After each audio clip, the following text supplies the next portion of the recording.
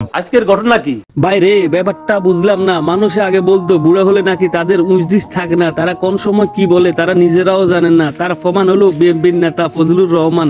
বর্তমানে তিনি একের পর এক আবল তাবল বইকে বর্তমানে তিনি আলোচনা ও সমালোচনার জন্ম দিতে আছে। ও তাই নাকি? এইটা কি কোনো কথা? বর্তমানে এই বুড়া যে বক্তব্যটা দিল, বাংলাদেশে যত আলেম ওলামা আছে তাদের বুকে আঘাত করে তিনি এই কথার মাধ্যমে।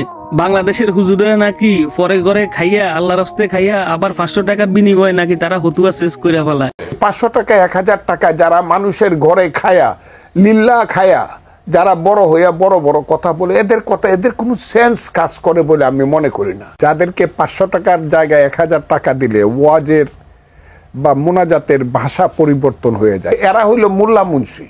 এই বুড়া আরো বলেন, হুজুরকে নিয়ে তুচ্ছ করে বলেন বাংলাদেশে যত আলেম ওলামা আছে তাদের ওয়াইফেরা যেন তাদের বাচ্চা পেটে না নেয়। চিন্তা করেন তিনি কত বড় কথা বলছেন। তো মায়ের পেটে জন্মগ্রহণ করা ঠিক হয় নাই। আমি তো মাকে বলবো এদেরকে পেটে ধারণ করো না মা। বা ইভেন মৌলানা মৌলভী সাহেবদের ঘরে যে মায়েরা বোনেরা তাদেরকে বলবো তোমরা এদের বাচ্চা পেটে নিও না। শুধু এখানে শেষ নয়, এই কয়দিন আগে জামাতকে নিয়ে তিনি দাড়ি নিয়ে কি বলে শুনে। ছোট ছোট দাঁড়িয়ে একটা মার্কা আছে, মার্কাটা কি জানেন? এইটার নাম হইলো জামাত মার্কা। এরা প্রত্যেকদিন হাজার হাজার ইউটিউবে ছাইরা বলে বিএনপি দুর্নীতিবাদ। এই বুড়ার এরকম কথাবার্তির পরও আলেম সমাজও কিন্তু বসে থাকে নাই, তারপরও আলেম সমাজও তার পাল্টা জবাব দিয়ে দিছে। এই 2 দিন হয় বাংলাদেশের কিশোরগঞ্জের একজন নেতা, পুরান নেতা, বুড়া নেতা, প্রকাশ্যে টকশোতে আপনার 2 দিন আগে এই অসভ্যই বেয়াদব প্রকাশ্যে সারা পৃথিবীকে সামনে রেখে ওলামায়ে কেরামকে তুচ্ছ তাচ্ছিল্য এবং ব্যঙ্গ বিদ্রুপ করেছে। আজীব হবে। সে বলছে আমরা 500 টাকার মৌলবী, আমরা 1000 টাকার নাকি মৌলবী। আমগরে 500 টাকা দিলে আমরা ওয়াজ বদলায় ফেলি, আমরা ফতুয়া বদলায় ফেলি।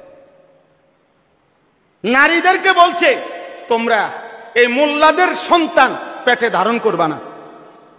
এত বড় জঘন্য বেয়াদব। আমি তো মাকে বলবো এদেরকে পেটে ধারণ করো না মা। বা ইভেন মৌলানা মৌলভী সাহেবদের ঘরে যে মায়েরা বোনেরা তাদেরকে বলবো তোমরা এদের বাচ্চা পেটে নিও না।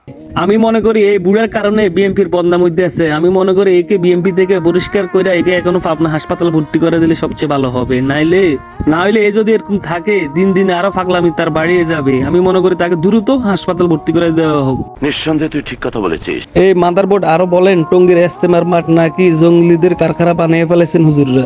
ফেব্রুয়ারি মেলাটারে বানায় ফেললো, এটা একটা ইস্তেমার মাঠ, জঙ্গিদের একটা কারখানা। ভালো হয়ে যা, এখনো সময় আছে।